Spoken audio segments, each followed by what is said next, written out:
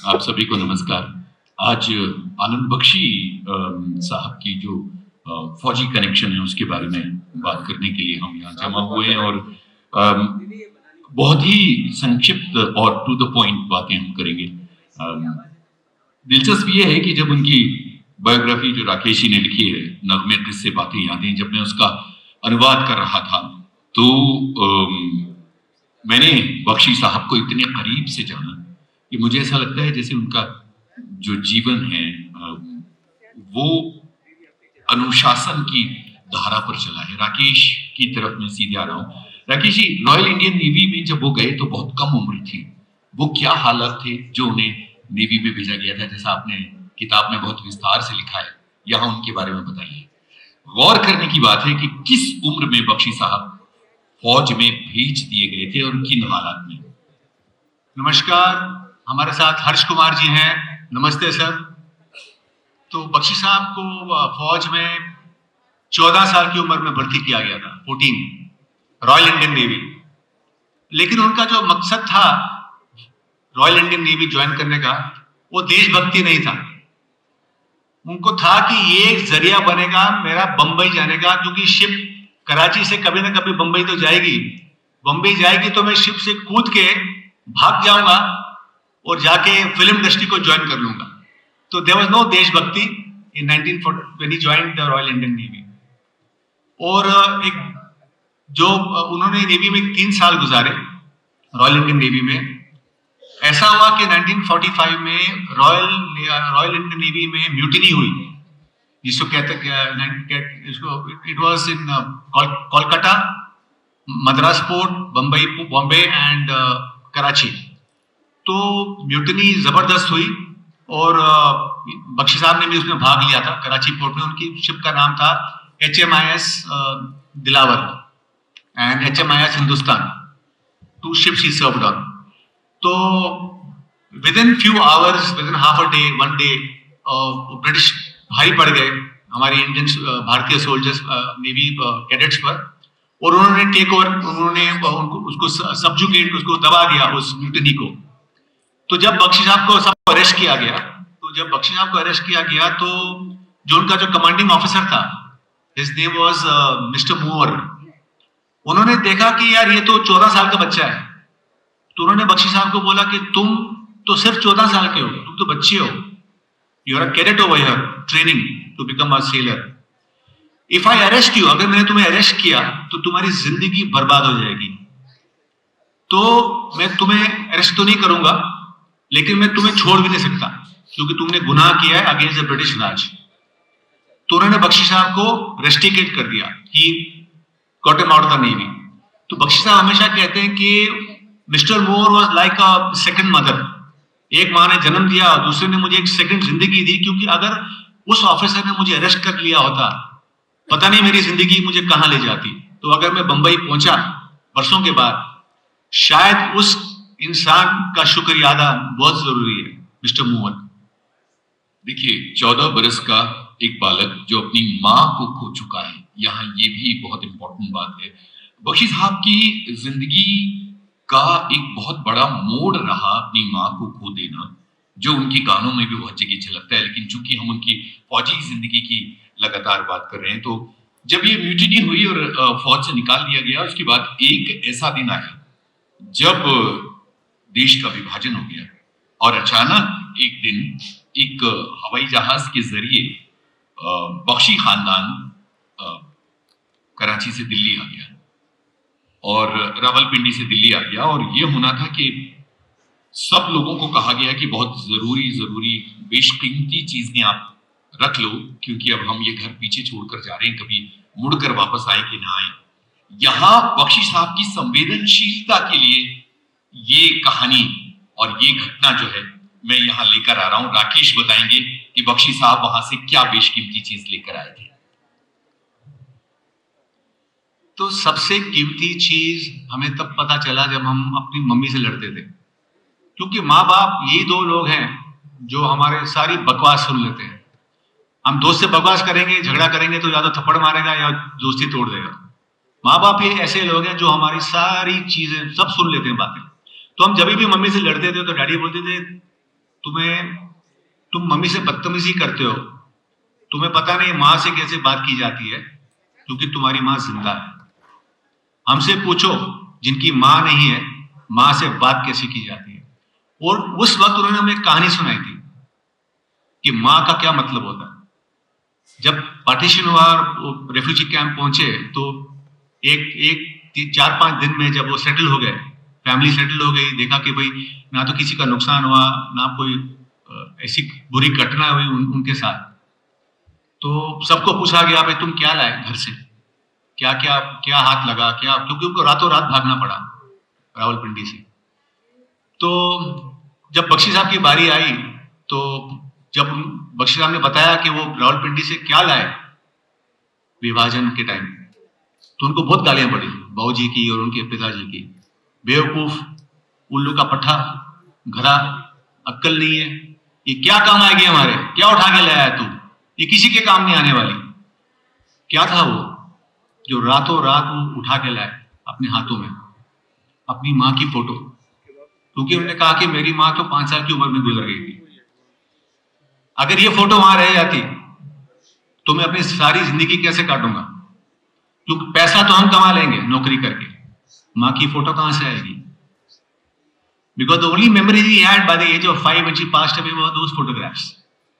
तो इसीलिए ये इंसान वो इंसान बन गया आगे जाके जो ऐसा गाना लिख सकता है, तू कितनी अच्छी है, तू कितनी भोली है, तू कितनी प्यारी है, तू कितनी अच्छी है, तू कितनी भोली है, प्यारी प्यारी है ओ माँ, ओ माँ, ओ माँ।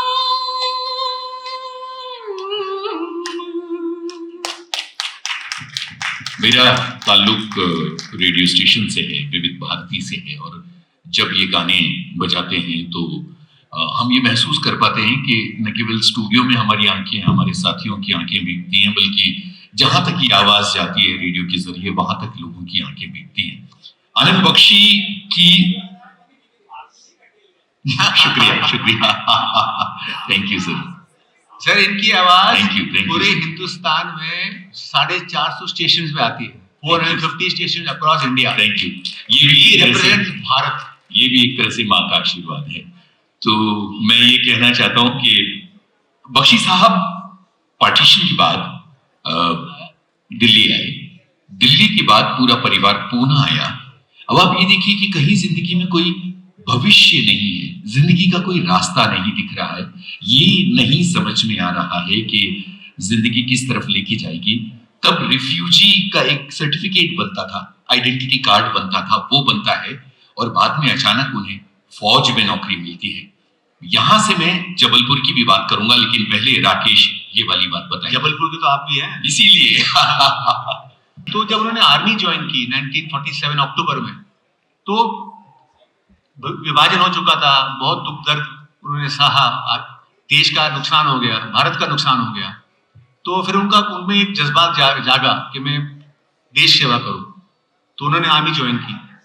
और आर्मी ज्वाइन करने का दूसरा मकसद, वजह ये भी था कि हमारी जितनी फैमिली है ना, we belong to community called Mojals. हमारे मोजाल कम्युनिटी में बहुत सारे हमारे अंकल कजन्स आर्मी में हैं, मेजर हैं, या रिटायर हो गए हैं, कोई आर्म फोर्सेस में है। Even Sunil Dutt sahab comes from the same community of Mojals. तो वो भी एक था कि हमारी पूरी एंसेस्ट्री में आर्म फोर्सेस के लोग हैं और अभी भी हैं। तो वो एक रीजन था कि उन्होंने आर्मी ज्वाइन की। लेकिन आर्मी ज्वाइन करने से पहले एक और मैं किस्सा आपको बहुत जरूरी सुनाता हूँ। जो माँ की बात हुई, उन्होंने गाना भी गाया, गुनगुनाया, तो बहुत इमोशनल हो गया मैं। तो मुझे एक याद है कि जब मैं कॉलेज में था तो मैं बिजनेस में था, तब मैं राइटर नहीं बना था तब तक।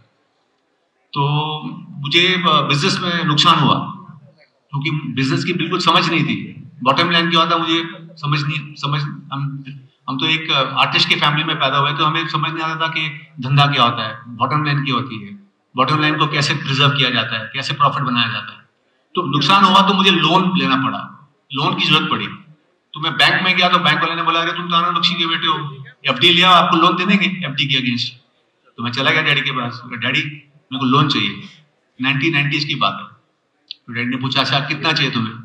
ऐसे 1 लाख रुपया चाहिए। इसे अच्छा ठीक है मिल जाएगा, कब चाहिए? ऐसे 2-3 दिन में चाहिए। इसे ठीक है। तो 2-3 दिन में उन्होंने मुझे बुलाया और मुझे एक चेक हाथ में पकड़वा दिया, 1 लाख रुपए का चेक। तो मैं लेके उठ रहा था, उन्होंने मुझे रोका, मतलब रुक जा 1 मिनट, ये डॉक्यूमेंट साइन कर दे। तो मैंने देखा डॉक्यूमेंट, कौन सा डॉक्यूमेंट?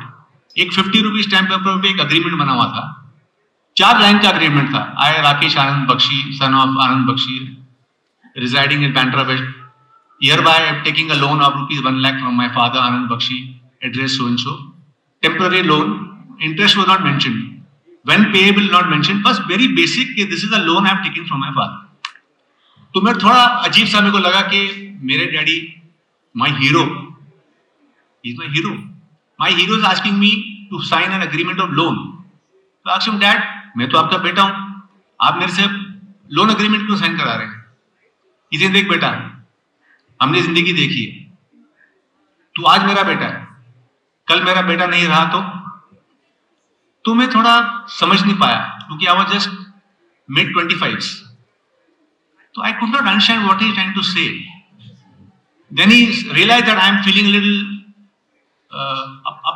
a little odd, तो ही सेड देखो बेटा, तुम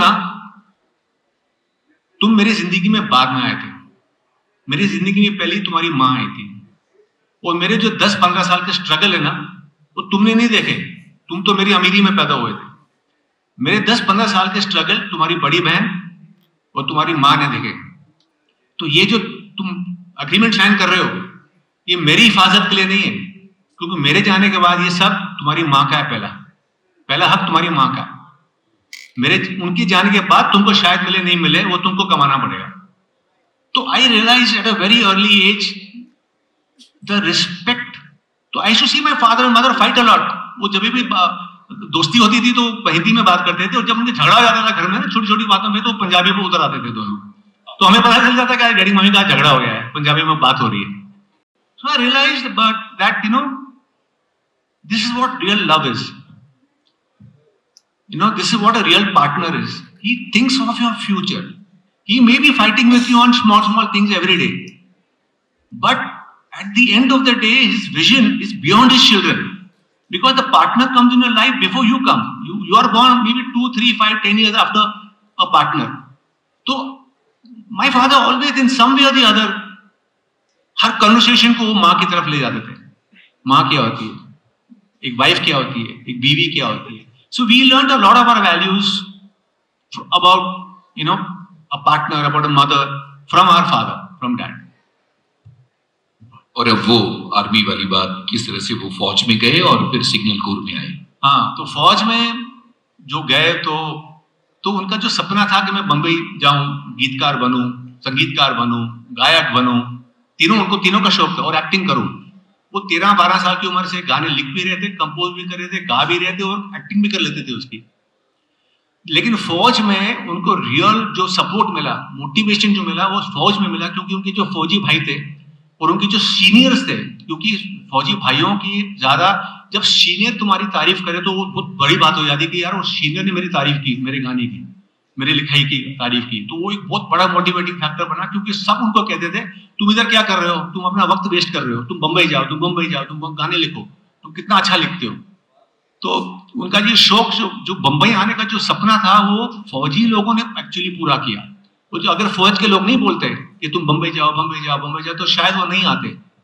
तो एक बार बंबई आए थे वो 1950 में, अपनी सब जो भी है सेविंग्स लेके, थोड़ी सी पूंजी, लेकिन वो 3 महीने में पैसे भी खत्म हो गए और काम भी नहीं मिला फिल्म लाइन में। तो वो फिर वापस चले गए और फौज ने उनको वापस ले लिया 3 साल के बाद, जब उन्हें छोड़ के गए थे वापस ले लिया उनको 1950 में। फिर उन्होंने 1956 तक काम किया फौज में, लेकिन वो सपना नहीं टूटा। वो सपना उनके दिमाग में था कि मैं वापस फौज छोड़ना चाहता हूँ, लेकिन हिम्मत नहीं हो रही थी, क्योंकि एक बार हार के वापस आ गए थे। उनको ये था कि मुझे, पहली बार तो मैं अपने शौक से गया था, अब मैं अगर बंबई जाऊंगा फौज छोड़ के दूसरी बार, क्योंकि अभी तो शादी भी हो गई थी और एक बच्ची भी, अपना शादी भी हो गई थी, उनको ये था कि अभी तो शादी भी हो गई है, रिस्पॉन्सिबिलिटी बढ़ गई है, तो अगर अभी मैं फौज छोड़ूं वापस सेकंड टाइम, शादी भी हो गई है, तो मुझे ईश्वर का, कृष्ण भगवान का संदेश आना चाहिए। जब तक कृष्ण भगवान ईश्वर मुझे संदेश नहीं देंगे, मैं आर्मी सेकंड टाइम नहीं छोड़ूंगा, क्योंकि अभी तो मेरी शादी भी हो गई है। और वो संदेश आया, the message arrived when my elder sister was born, Suman Dutt, her name is after marriage, Suman Dutt. जब मेरी बड़ी बहन पैदा हुई तो डैडी को याद आया कि मेरी दादी, क्योंकि वहां तो गुजर गई थी 5 साल की उम्र में, तो दादी ने बड़ा किया था, दादी ने माँ का रूप पूरा किया था। तो दादी हमेशा कहती थी पंजाबी में कि कुड़ियां प्यो नु गुड लक लांदी है, meaning a daughter brings good luck to the father. ये उन्होंने बात पकड़ ली कि ये जो लड़की पैदा हुई है, ये ईश्वर ने मुझे एक संदेश भेजा है, बख्शी तो बंबई जा। और बंबई आए और he never looked back. He wrote 3,900 songs. He worked with 252 directors. He worked with 96 music composers. And even today, a 13-year-old, 14-year-old are singing his songs. Bakshi वो नाम है जिसके बिना कोई रेडियो स्टेशन जो हिंदी गाने बजाता है सारी दुनिया में वो नहीं चल सकता। मुझे याद है कि मेरा जब बचपन था तो मैं हमेशा विविध भारती सुनते हुए अनाउंसर्स को ये कहते हुए सुनता था कि गीतकार हैं आनंद बख्शी, संगीतकार हैं लक्ष्मीकांत प्यारेलाल। मुझे नहीं पता था कि आगे चलकर मुझे भी यही काम करना है, और जब मैं विविध भारती पहुंचा तो फिर मैं भी यही बोल रहा था कि गीतकार हैं आनंद बख्शी, संगीतकार हैं लक्ष्मीकांत प्यारेलाल। तो ये भी हुआ, और फिर ये भी हुआ कि राकेश जी से मेरी दोस्ती हुई, और फिर ये भी हुआ कि बख्शी साहब का प्यार जो है वो खींच लाया इस किताब के अनुवाद के लिए। बख्शी कितने अनुशासित, कितने डिसिप्लिन्ड और कितने टाइम बाउंड व्यक्ति थे, समय की कितनी ज्यादा उनको कीमत थी, उसकी बातें भी हम करेंगे। यहां मैं एक घटना का जिक्र करना चाहता हूं, राकेश जी बताएंगे क्योंकि सारी घटनाएं राकेश जी बताएंगे, उनका हक है कि कैसे फौज में बड़ा खाना होता है। ये मेड में घटना एक्सपर्ट बड़ा खाना होता है फौज में, ये एक एनुअल फंक्शन जैसा होता है, वहां पर परफॉर्मेंसेस होती हैं। बख्शी साहब ने वहां पर किस तरह से परफॉर्मेंसेस की थी और किस तरह से उनके फौजी साथियों और अफसरों ने उनका हौसला बढ़ाया था, ये वाली घटना बताइए। तो घटना होगी, लेकिन पहले शालिनी जी आप बताइए, आपको फौज का कौन सा गाना सबसे बढ़िया पसंद आता है बख्शी साहब? बिल्कुल, या जो पेट्रियोटिक गाने लेके हैं, आपका कौन सा पसंद आता है? जब हम बड़े हो रहे थे तो कर्मा का सॉन्ग बहुत सुनते थे, मेरा कर्मा तू मेरा धर्मा तू, और वो हम सबका फेवरेट है। और उसके बाद ये मेरा India, I love my India, ये 2 गाने मुझे बहुत, क्योंकि बचपन में जो थोड़े से उत्साह से भरने वाले गीत होते हैं वो अच्छे लगते हैं, लेकिन जब थोड़े थोड़े बड़े हुए तो बहुत सारी गहराई वाले उनके जो गीत हैं कि मेरे देश प्रेमियों आपस में प्यार करो देश प्रेमियों, और उसके जो स्टैंजास थे। और एक संगीता ने जो बहुत सुंदर कल अपनी वीडियो में डाला था कि एक अंधा बच्चा कहता है कि मुझे भी सेना में जाना है, कम से कम एक दुश्मन की एक गोली तो उससे कम होगी, मैं क्यों अपने आप को कम समझूं। तो बहुत गहरी लाइन्स ये अब समझ में आती हैं, और उनका जो लोक प्रेम था, लोकगीतों के प्रति जो उनका प्रेम था, वो सब उनके देश प्रेम के गीतों में झलकता है। फौज में जाने से उनका जो देश प्रेम का जो जज्बा उन्होंने सैनिकों के बीच में रह के देखा, वो उनके गीतों के बोलों में हमें दिखाई देता है। और ऐसा कोई गीत नहीं है देश प्रेम से जुड़ा जिसको सुनकर हम सबकी भुजाएं ना फड़कें और हमें भी अपने देश के लिए कुछ करने की लालसा ना हो मन में। बढ़िया बात है। तो फौज में एनुअल फंक्शन होता है, बड़ा खाना होता है जहां बढ़िया शानदार डिशेस बनती हैं और कल्चरल प्रोग्राम्स होते हैं, जहां राकेश जी ने खुद लिखा है कि बख्शी साहब छोटे छोटे नाटक किया करते थे और गाने गाया करते थे, एक्टिंग किया करते थे।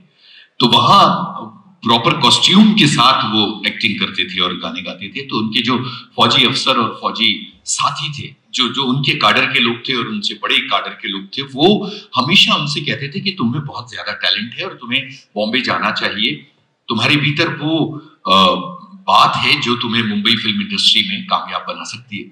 ये वो दिन थे जब आनंद बख्शी गीतकारी का रियाज कर रहे थे।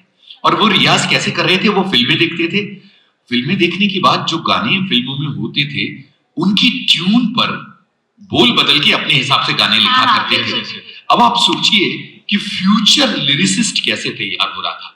एक और बात मैं आपको बताता हूं कि हिंदुस्तानी फिल्म म्यूजिक में फौज से आए हुए बहुत सारे लोग हैं और उन्होंने अपने अपने तरीके से कंट्रीब्यूट किया है। क्योंकि आज हम यहाँ दीप पेविलियन में बैठे हैं और फौजी और भारतीय सैन्य इतिहास, शौर्य और प्रज्ञा वाली थीम की बात कर रहे हैं, तो मैं बख्शी साहब को तो याद करूंगा, साथ में याद करूंगा मदन मोहन को, जो फौज में थे और उसके बाद आकर उन्होंने संगीत की दुनिया में जोरदार काम किया है।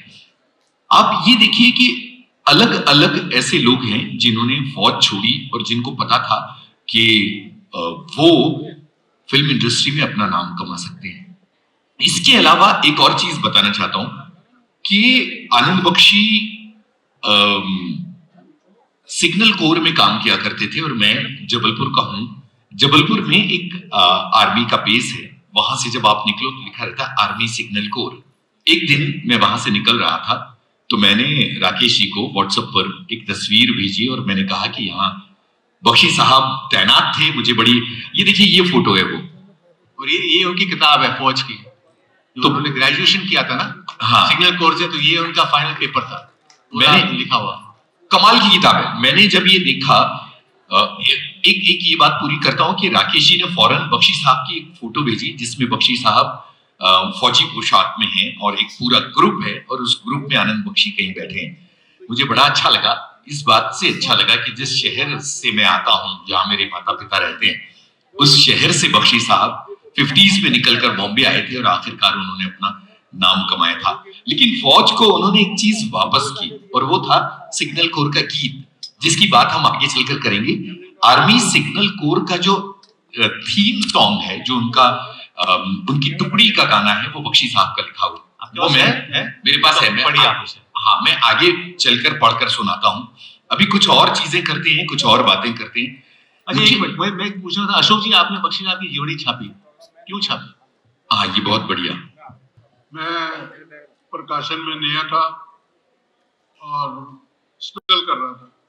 अभी किताबें आई थी मेरे पास, तो मेरे को पता लगा कि बख्शी साहब का, क्योंकि मैं बचपन से फैन हूँ, बख्शी साहब पर एक किताब यूनिस भाई ने ट्रांसलेट की हुई है और वो तैयार है। मैंने राकेश जी को फोन किया, मैंने कहा राकेश जी, मैं नया हूँ और मैं बख्शी साहब का फैन भी हूँ और मेरे को पता लगा है कि आपके पास एक किताब तैयार है, तो मैं चाहूँगा। और इतनी विनम्रता से सर ने जवाब दिया। मैं भी कभी नया था, मैं भी काम मांगने गया, तो मुझे इससे फर्क नहीं पड़ता कि आप नए हो कि पुराने हो, लेकिन मुझे आपका काम पसंद आना चाहिए। और मैंने वो किताब जब पढ़ी, स्क्रिप्ट आई मेरे पास, जब मैंने किताब पढ़ी तो मेरे रोंगटे खड़े हो गए कि कितनी चीजें थी उसमें, कि पैसे की वैल्यू, इंसान की वैल्यू। एक बारी राकेश जी ने ब्रेकफास्ट के अंदर अंडा था, वो छोड़ दिया, बख्शी साहब ने बुलाया और कहा कि लगे कितने का है, तो राकेश जी ने उस टाइम के हिसाब से बता दिया। तो उन्होंने कहा कि तुम्हें मालूम है कि तुम्हारी माँ एक अंडा लेती थी और तुम तीनों को बांट के खिलाती थी, उस वैल्यूज को याद रखो। और राकेश जी ने उस दिन के बाद चावल की प्लेट में कभी चावल के दाने भी नहीं छोड़े, और वो चीज मैंने भी अपनी जिंदगी में अपना ली। मैं भी कभी अपनी थाली में कुछ झूठा नहीं छोड़ता। जब जब मैं उनको पढ़ता गया तब देखता गया। और उसके बाद कमाल की बात एक और हुई, जब मैं गाड़ी में सफर कर रहा होता था तो मैंने एक चीज नोट की कि अगर किसी भी चैनल से 10 गाने आ रहे हैं तो उसमें से 7 गाने बख्शी साहब के हैं। तो आज मैं इस पर छत्र छाया में जो हूँ, मेरे ऊपर बख्शी साहब का आशीर्वाद है। वो किताब नहीं है, वो ग्रंथ है, और उसका मेरे पास उनका एक आशीर्वाद है। जब मुझसे कोई बात करता है किसी तरीके की, तो मैं कह रहा मेरे ऊपर तो बख्शी साहब का आशीर्वाद है। और राकेश जी की विनम्रता, उसके बाद भी हमने काम किया। और एक बीच में मैं एक बात और कहना चाहूंगा कि आज जो हम इस मंच पर हैं वो राकेश जी और यूनिस भाई की वजह से हैं। क्योंकि जब ये प्रोग्राम की हमें बात चल रही थी तो मैं बड़ा उसमें था कि मैं उत्साहित था और मैं सोच रहा था कैसे होगा। राकेश जी ने कहा यूनिस भाई को मैं फोन करता हूँ, आप चिंता मत करो। और मैं इनका एहसानमंद हूँ यूनिस भाई का, इन्होंने टाइम दिया और ये भी इतने विनम्र हैं कि जब भी कभी आते हैं बुक फेयर में, मैं उनको बुलाता हूँ मेरी स्टॉल पे, जबकि और मेरी स्टॉल पे आते हैं। और इतना कमाल की बात यह है कि पिछली बार जब स्टॉल पे आए थे तो मैंने उनको डायरेक्टर डायरी भेंट की और इन्होंने वो डायरेक्टर डायरी ली और उसके बाद कहने लगे कि सूरज जी की किताब भी एक दीजिए मुझे, सूरज जी मेरे मित्र हैं और उसके साथ एक फोटो खींचिए। तो एक बहुत बड़ा ऑरा है आनंद बख्शी जी का, जिसको कोई भी नहीं भूल सकता। और मैं तो उनके गाने सुनता सुनता बड़ा हुआ हूँ और कमाल की बात यह है कि आज चौथी पीढ़ी भी उनके गानों को सुन रही है। धन्यवाद। कमाल की सर आपने बात। ऑरा की बात की तो एक मुझे बात याद आई। मैं 2 साल पहले राम मंदिर गया था दर्शन करने, रामलला के। तो बड़ा ऑड सा टाइम था, तो क्यू ज्यादा नहीं थी, बहुत छोटी सी क्यू थी। तो मैं क्यू में घुस गया और मेरे साथ में एक पुलिस वाला था पहचान का।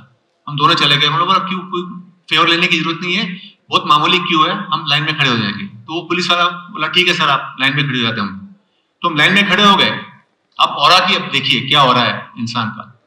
लाइन में खड़े हो गए और जब हमारे बारी आई दर्शन की, राम जी पास में थे, तो एक उधर एक सिक्योरिटी, आई थिंक CIF जो भी होते हैं, जो हमारे गार्ड होते हैं, वो गार्ड खड़ा था। तो वो दोनों उसका दोस्त निकला। तो उसने बोला यार ये बख्शी साहब का बेटा है, आनंद बख्शी का बेटा है, गीतकार।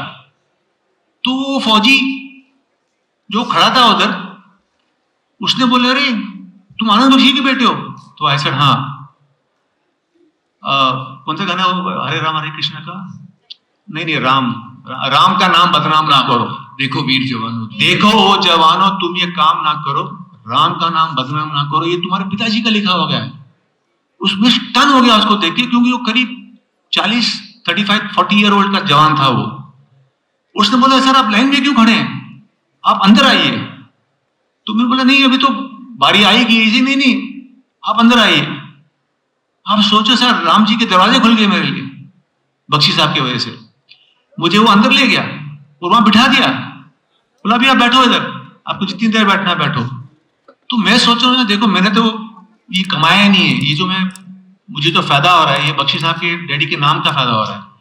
आप सोचो कितने वर्ष निकल गए, 25 साल तो हो गए उनके गुजरे हुए, लेकिन एक जवान चौकीदारी कर रहा है और वो पहचान जाता है मुझे मेरे डैडी के नाम से। और मुझे इतना सुपर स्पेशल ट्रीटमेंट दे दिया कि राम जी के कदमों पे जाके बैठा दिया उसने मुझे।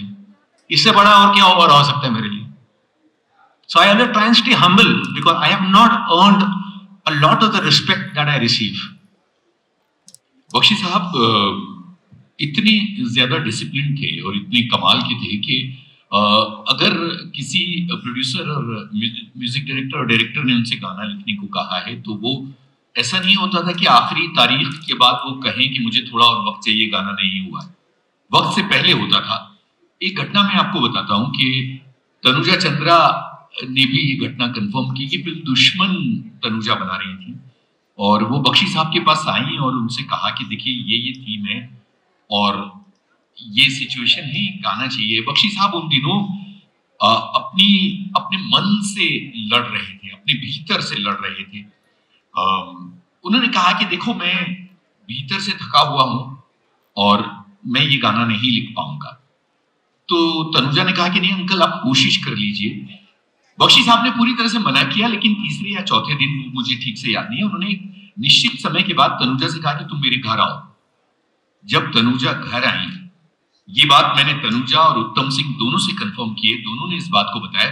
मजेदार बात है, बहुत बड़ी बात है कि वो गाना न केवल पूरा तैयार था बल्कि बख्शी साहब ने उसके 7-8 अंतरे लिखे थे। यहां मैं आपको एक और बात बताना चाहता हूं, राकेश इसकी तस्दीक करेंगे कि जितनी भी गाने हम बख्शी साहब के सुनते हैं आज तक, चाहे वो दोस्ती, एक दूसरे के लिए, कर्मा, राजा और रंग, फर्ज, कोई भी गाने, कर्तव्य, उनके केवल कुछ अंतरे फिल्मों में आए हैं। बख्शी साहब ने हमेशा अपने गानों के 8-8, 10-10 अंतरे लिखे। मैं जिस गाने की बात कर रहा हूं वो है चिट्ठी न कोई संदेश, कहां तुम चले गए। उन्होंने कह दिया कि आप चुन लो इसमें से जो अंतरे आपको अच्छे लगते हैं। उत्तम सिंह जी से मेरी बात हो रही थी, उन्होंने कहा कि मेरी तो हालत खराब हो गई कि इन 10 अंतरों में से मैं कौन सा अंतरा लूं और कौन सा अंतरा छोड़ूं।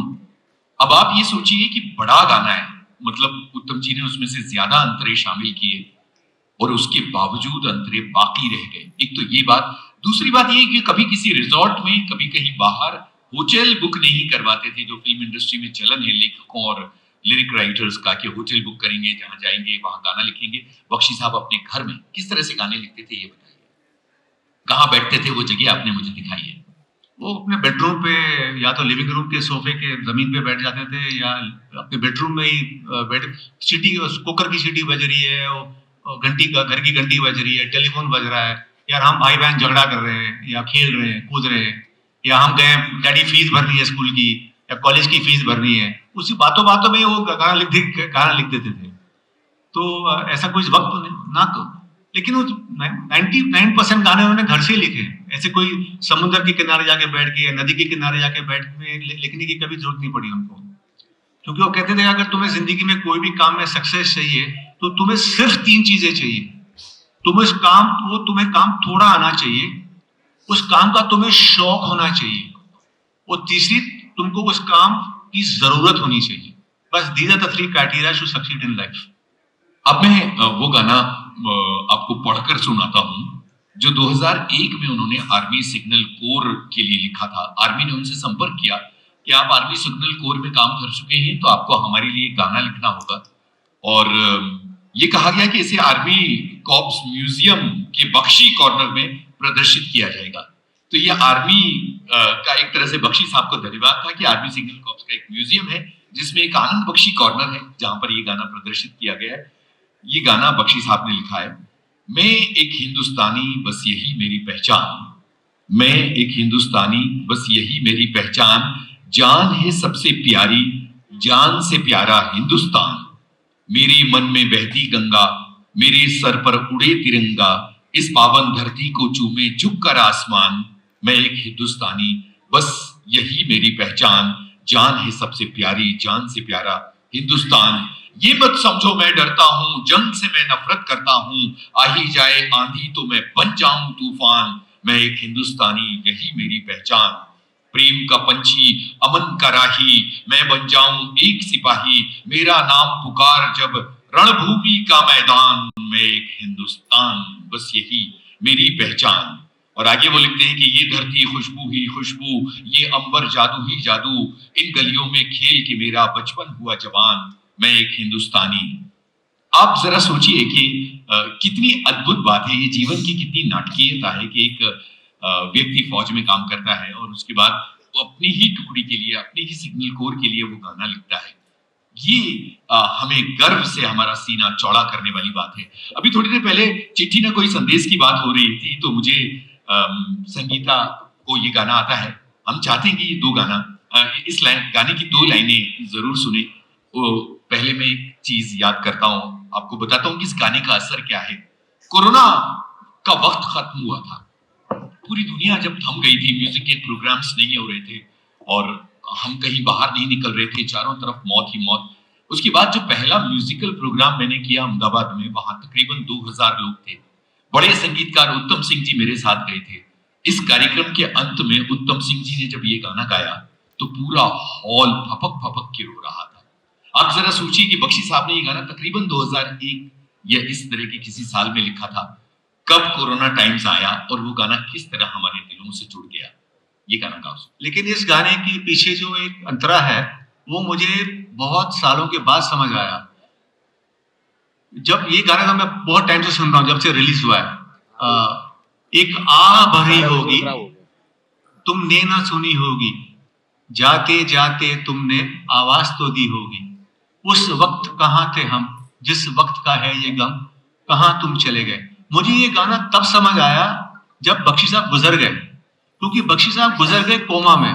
तो मुझे हमेशा तब के बाद ये, जब भी ये गाना सुनता हूँ, मुझे ये एक बात समझ आती है कि अगर कोई इंसान किसी को खो देता है अपने एब्सेंस में, मतलब there is no final closure, आपने उसको जाते जाते आप उसको मिले नहीं हो, वो कोमा में चला गया या एक्सीडेंट में मर गए हो, ये अंतरा बहुत जरूरी हो जाता है तब उस वक्त के लिए। क्योंकि इस अंतर में वही कह रहे हैं कि गुजरने वाले के दिमाग में क्या बातें होंगी आपके बारे में जब वो गुजर रहा था, यू विल नेवर नो। तो ये गाना तब आपको याद आएगा।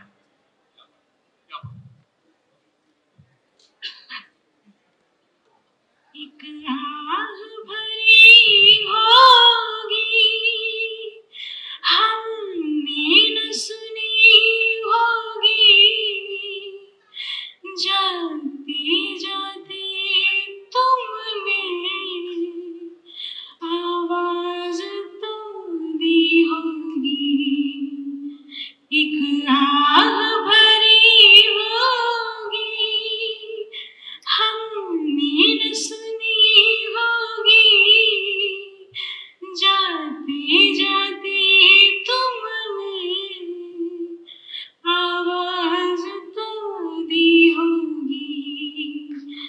हर वक्त यही है गम,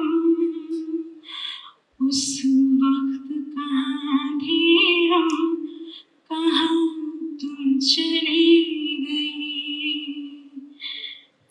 चिट्ठी न कोई संदेश, जाने वो कौन सा देश, कहाँ तुम चली गई, कहाँ तुम चली गई। कमाल कमाल कमाल, ये गाना हम सभी को रुला देता है। और मैं राकेश जी की तरफ आ रहा हूँ। राकेश जी, आनंद बख्शी को हम लेजेंड कहते हैं, महान गीतकार कहते हैं। ये लेजेंड आपकी नजर में क्या है? तो जब हम छोटे होते हैं ना, तो हमें हमारे डैडी सिर्फ डैडी होते हैं, पापा होते हैं, पापा जी, डैडी। फिर हम थोड़े बड़े हो जाते हैं, हम थोड़ा कुछ सीख लेते हैं, हम कॉलेज चले जाते हैं। कॉलेज में वो हमारे डैडी बिकम्स डैड। फिर हम थोड़े और ज्यादा पढ़ लिख जाते हैं, थोड़े वेस्टर्नाइज कोलोनाइज हो जाते हैं ज्यादा, तो हम फिर बन जाते हैं, डैड बन जाते हैं pops. I pop, which my dad hated. ये कभी मुझे बोला नहीं मैं पॉपकॉर्न नहीं हूं, मुझे पॉप्स नहीं बोलने का। फिर वो आप जैसे काम शुरू करते हैं, धंधा करते हैं या नौकरी करते हैं, बिजनेस करते हैं, तो आपको समझ आता है पैसा क्या चीज होती है, पावर क्या चीज होती है। Then I started looking at my father as somebody not just wealthy, very powerful. बड़े बड़े दिग्गज, गवर्नमेंट के लोग, अपना फौज के लोग, पुलिस के लोग, कमिश्नर, इनकम टैक्स के लोग, बिजनेस पीपल। बख्शी साहब के घर पे, हमारे घर पे बैठ के कभी कभी तो चरणों पे बैठ जाते थे, बख्शी साहब एक गाना सुना दीजिए, तो आपको समझ आता है यार ये कोई बड़ा आदमी है। मेरा dad is someone very big, very powerful. फिर एक वक्त आता है वो गुजर जाते हैं, he goes away forever. Then जो दुनिया है ना, वो उनको लेजेंड बनाना शुरू कर देती है। अरे your father was a legend, अरे वो लेजेंड आनंद बख्शी का बेटा है, अरे आनंद बख्शी जी का लेजेंड। तो मैंने एक्चुअली जाके उसको डिक्शनरी में पढ़ा, लेजेंड का मतलब क्या होता है, क्योंकि अगर मैं ये वर्ड यूज करना चाहता हूँ अपने डैडी के लिए, तो मुझे उसका मतलब मालूम होना चाहिए। नहीं तो वो बोलेंगे देखो अपने बाप की लाल कर रहा। तो मैंने उसका मतलब पढ़ लिया, लेजेंड का क्या मतलब होता है, but I was not satisfied by what legend means. मुझे लेजेंड क्या होता उसकी समझ 10-15 साल के बाद आई, उनके गुजर जाने के बाद। जब मैंने ये किताब लिखी, नगमे किस्से बातें यादें, बस एक दिन रह गया था, I had to submit for publishing to Penguin India. एक दिन के बाद मुझे उसको पब्लिशिंग के लिए भेजना था। एक बांसुरी वाला, बांसुरी में एक धुन बजाते बजाते हमारी गली से गुजरा था, और हम सेकंड फ्लोर पे रहते हैं, तो मैं गली की सड़क की आवाज हमारे कानों तक आ जाती है, हम धरती से जुड़े हुए हैं। तो वो जब वहां से गुजरा तो मैंने बोला अरे यार ये तो आर.डी. बर्मन, आनंद बख्शी का गाना है, इतना पुराना गाना है, और ये लड़का बांसुरी बेच रहा है, उसकी चप्पल भी नहीं, कपड़े फटे हुए, ये इतना जवान लड़का, 20-25 साल का लड़का इतना पुराना गाना बजा रहा है। मेरे को इतनी खुशी हुई, मैंने वॉचमैन को बोला उसको ऊपर भेजो। तो बांसुरी वाला ऊपर आया, उसको मैंने हाथ में कुछ पैसे दिए। मैंने बोला मैं बहुत खुश हुआ तुमने इतना अच्छा बजाया बांसुरी। तो उसने पैसे जेब में डाल दिए और उसने मुझे एक फ्लूट दी, बांसुरी मेरे हाथ में थमा दी। वैसे मुझे बांसुरी खरीदनी नहीं है, मैं बहुत खुश हुआ ये गाना सुन के। तो ही सर मैं आपको कुछ तो लेना पड़ेगा, आपने मुझे पैसे दिए हैं।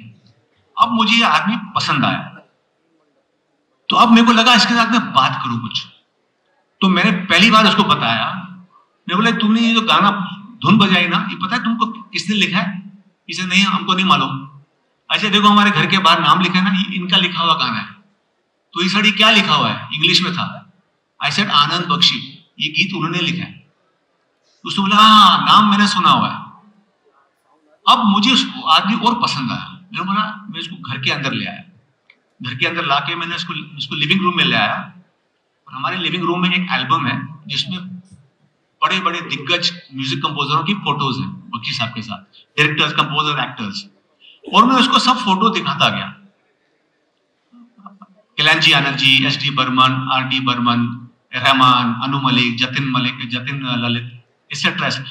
वो जब भी मैं उसको फोटो दिखाता कंपोजर्स का, तो फोटो को हाथ लगा के दिल में हाथ लगा रहा था। तो फोटो को हाथ लगाता, दिल को हाथ लगाता। मैं भारतीय हूं, मैं संस्कारी हूं, मैं जानता हूं उसका क्या मतलब होता है हमारे संस्कार में। लेकिन मुझसे, I am a writer also, I can only learn if I ask the question why. तो मैंने उसको पूछा कि तुमने ये तुम क्यों कर रहे हो? तुम फोटो को हाथ लगाते हो, दिल को हाथ लगाते हो। उसने जो मुझे जवाब दिया, वो हमारी बायोग्राफी का आखिरी चैप्टर मैंने लिखा जाके। उसके बाद वो जैसे चला गया, मैं अपने कंप्यूटर पर गया, मैंने कंप्यूटर खोला और उसमें बायोग्राफी में मैंने एक चैप्टर ऐड किया। और चैप्टर का टाइटल मैंने लिखा व्हाट इज अ लेजेंड। मुझे लेजेंड का मतलब वो बच्चे ने समझाया, 25 साल के लड़के ने समझाया, जिसे हम कहते हैं नहीं। उसका जवाब सुनिए। मैंने उससे पूछा तुम ये क्यों कर रहे हो, दिल को क्यों हाथ लगा रहे हो उनकी फोटो को? He said, साहब मैं इन लोगों की वजह से वक्त की 3 रोटी खाता हूं, एक वक्त रोटी कमाता हूं मैं। तो मुझे उस दिन समझ आया कि लेजेंड वो इंसान होता है जिसके बरसों बरसों जाने के बाद किसी के घर का चूल्हा जले। वाह वाह वाह, वो लेजेंड होता है। तुम ऐसा कुछ काम कर जाओ कि तुम्हारे 20, 30, 50, 60 साल जाने के बाद कोई कहां से आमदनी कमाए आपके काम से। That is a legend. बहुत शानदार बात राकेश जी आपने कही। देखिए, हम सभी अपने कोर्स में देशभक्ति की कविताएं पढ़ते हैं। चाह नहीं मैं सुरबाला के गहनों में गूंथा जाऊं, जननी जन्मभूमि स्वर्ग से महान है। तमाम चीजें हैं जो हमें कोर्स में पढ़ाई जाती हैं। लेकिन जब हम गाना गाने पर आते हैं तो हम क्या गाते हैं? आई लव माई इंडिया, मेरा कर्मा हर कर्म अपना करेंगे, मेरे देश में पवन चले पुरवाई, देखो वीर जवानों अपने खून पे ये इल्जाम ना आए, फौजी जब आया गांव में। ये तमाम गाने हम लोग गाते हैं। तो बख्शी साहब का कमाल ये है कि उन्होंने आम आदमी की जबान में देश के लिए जो गीत लिखे, उनके बिना हमारा कोई राष्ट्रीय पर्व पूरा नहीं होता। एक चीज और मैं क्योंकि हम इस सेशन के बिल्कुल एंड तक आ पहुंचे हैं, बिल्कुल आखिरी चरण है, ये कहना चाहता हूं कि बख्शी ने एक फौजी जिंदगी जी। उन्होंने फौज छोड़ दी थी, वो मुंबई चले गए, लेकिन जो अनुशासन उनका था, जो उनकी समयबद्धता थी, जो उनका जुनून था, वो किसी फौजी से कम नहीं था। एक घटना का जिक्र मैं करना चाहता हूं कि बख्शी जब स्ट्रगल कर रहे थे तो रोशन साहब ने उन्हें वक्त दिया कि इस तारीख को इतने बजे मेरे घर आना। उस समय बॉम्बे में बहुत जोरदार बारिश चल रही थी। आज टेलीविजन चैनल्स के जरिए आप जानते हैं कि बॉम्बे की बारिश का मतलब क्या होता है। घुटनों तक रिपोर्टर्स खड़े होकर और रिपोर्ट करते हैं। ये वो दौर नहीं था। बख्शी साहब कई किलोमीटर तक बारिश में अपनी डायरी को कपड़े में लपेट के बचाते हुए रोशन साहब के घर गए। रोशन साहब ने पूछा कि इतना जरूरी क्या था, बारिश में नहीं आते तो चलता था, पागल हो तुम? तो उन्होंने कहा नहीं, आपके लिए जरूरी नहीं था, मेरे लिए बहुत जरूरी था। उन्हीं रोशन के साहब के साथ बख्शी साहब के आगे गाने आते हैं, देवर फिल्म के गाने, है ना, आया है मुझे फिर याद वो जालिम, गुजरा जमाना बचपन का। या तो मैं ये कहता हूं कि ये जुनून है जो आदमी को कामयाब बनाता है, और ये जुनून है जिसकी वजह से फौजी सीमाओं पर देश की हिफाजत करते हैं। कुछ और चीजें बची हैं तो वो करते हैं, नहीं तो फिर इस सेशन को वाइंड तो कभी काफी टाइम मुझे लोग कहते हैं कि यार बख्शी साहब क्या उम्र में गुजर गए? तो आई सेड 72। इससे बहुत जवानी में, मतलब he could have lived longer, he died too early. I said no, he died at the right time. अरे ये क्या बात कह रहे हो आप? You don't want your father to live longer? I said no, ऐसी बात नहीं है। Don't be selfish, don't think about yourself, think about the person who is gone. उनकी क्या ख्वाहिश थी? बख्शी साहब जो 72 इयर्स की उम्र में गुजरे, he died at the right time of his life. I'll tell you why. Bakshi साहब शुरू से कहते थे मैं आर्मी से आया हूं, मैं फौजी हूं, I want to die with my boots on. ये हर फौजी जो है, कोई फौजी बैठा है, he will understand what I'm saying. I want to die with my boots on. उनका मतलब क्या था? मैंने पूछा उनसे, he said कि बेटा ये इंडस्ट्री जो है ना, ये चढ़ते सूरज को सलाम करती है। अगर मेरे बुरे दिन आए ना, हमारे घर में वो बर्थडे में आता ना, मेरा फूल आते हैं हमारे घर में बर्थडे में, वो आने बंद हो जाएंगे। मैं इस इंडस्ट्री को तब छोड़ना चाहता हूं जब मैं टॉप पे हूं, क्योंकि मैं बुरा वक्त नहीं देखना चाहता यहाँ पे। तो he died with his boots on because when he passed away, he was still working with the top stars, top directors, top filmmakers, top producers. और बख्शी साहब के जाने के बाद उनकी कई गाने रिलीज हुए, ये भी कमाल की बात है। इससे कहते हैं शानदार जिंदगी। मुझे लगता है कि एंड करते हैं। आप कुछ गाना गाने वाली शालिनी? नहीं, मैं गाना नहीं, गाना के लिए गाना तो ये संगीत कहेंगी, है। आप कुछ बात कहेंगी, मैं उसके बाद यही हम कहना session चाहती थी कि देखिए डेस्टिनी जो होती है ना, यूनिवर्स बहुत सारी चीजें बुन देता है हमारे लिए। बख्शी साहब की बहुत सारी बातें जो आज राकेश जी ने बताई। अब आज लोहड़ी का दिवस है और रावलपिंडी में जन्म हुआ था आनंद बख्शी साहब का, जो पहले पंजाब में था। और पंजाब का ये त्योहार है, देखिए कितना सुंदर दिन चुना उन्होंने आज का दिन। और वो फौज में भी थे, तो यहाँ की सैन्य शक्ति का आप देख सकते हैं उदाहरण, चारों ओर डॉक्यूमेंट्रीज हैं, पोस्टर्स हैं। उनके जो गीत थे, एक गीत के बारे में मैं कहना चाहती थी कि मेरे देश में चले कुरवाई, है ना। तो उसमें सारा गांव का ही सीन दिखाया है और वो गाना बचपन में हम लोग रेडियो पे बार बार लूप पे सुनते थे। तो जो उनका गांव का चित्रण था, वो सारा जो उन्होंने जिया था, वो सारा अपने शब्दों में डाल दिया था जैसे। तो कोई भी गीत सुन के मुझे लगता ही नहीं है कि गीत है, ऐसा लगता है बोलचाल कर रहे हैं, बातचीत कर रहे हैं और उसे लय में और संगीत में पिरो दिया है ना।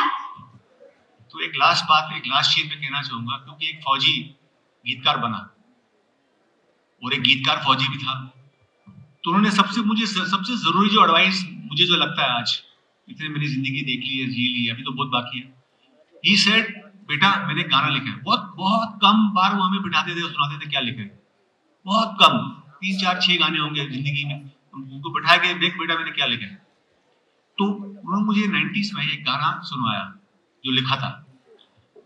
उन्होंने मुझे बुलाया, मेरे भाई को बुलाया, क्योंकि मेरी सिस्टर की शादी हो गई थी दोनों की, तो हम दो ही थे घर पे। तो उन दोनों को बिठाया, बोला देखो बेटा ये गाना सुनो, मैंने क्या लिखा है, ये गाना तुम्हारे जिंदगी में हर वक्त, हर स्टेज, हर मौके के लिए है, ये मेरी विरासत में तुमको दे के जा रहा हूं। ये गाना कौन सा था?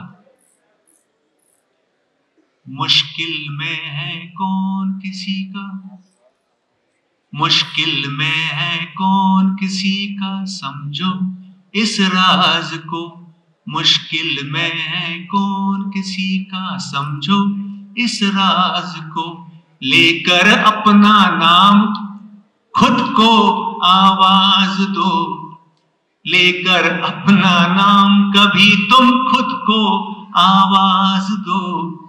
You can only depend on yourself. Don't depend on anybody ever in this life. दुनिया में रहना है तो काम कर प्यारे, हाथ जोड़ सबको सलाम कर प्यारे। भाई नहीं तो ये बिल्कुल दुनिया सेशन, जीने नहीं देगी, खाने नहीं देगी, पीने नहीं देगी। बहुत बहुत शुक्रिया आप सभी का। बिल्कुल सेशन के आखिर तक आ गए। बख्शी साहब फौजी थे, अनुशासन ये कहता है कि सेशन समय पर खत्म किया जाए। कुछ पंक्तियां संगीता गाएंगी और उसके साथ ही ये सेशन खत्म हो रहा है। हम सभी आपसे इस गाने के साथ विदा लेते हैं। आप सभी ने धीरज से हमें सुना। मुझे लगता है बख्शी साहब को सच्ची श्रद्धांजलि वही होगी कि हम उनके तमाम गाने सुने और उनके दर्शन को, उनके अनुशासन को, उनके जुनून और उनकी लगन को अपनी जिंदगी में उतारें, अपनी जिंदगी को अनुशासित और सुरीला बनाएं। शुक्रिया।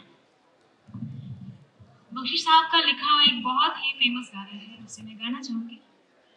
ऊपर मेरा नाम लिखा है, अंदर ये मेरा नाम लिखा है, ओ परदेस को जाने वाले, लौट के फिर ना आने वाले, सात समुंदर पार गया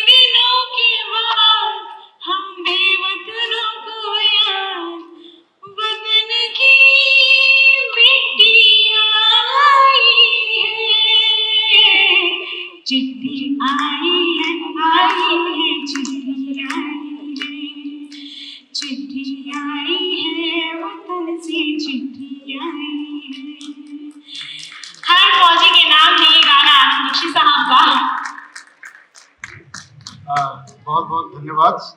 अगर आप ये वीडियो YouTube पर देख रहे हैं तो हमारे चैनल को सब्सक्राइब करें और बेल आइकन को दबाना ना भूलें। अगर आप Facebook पर ये वीडियो देख रहे हैं तो हमारे पेज को लाइक करें।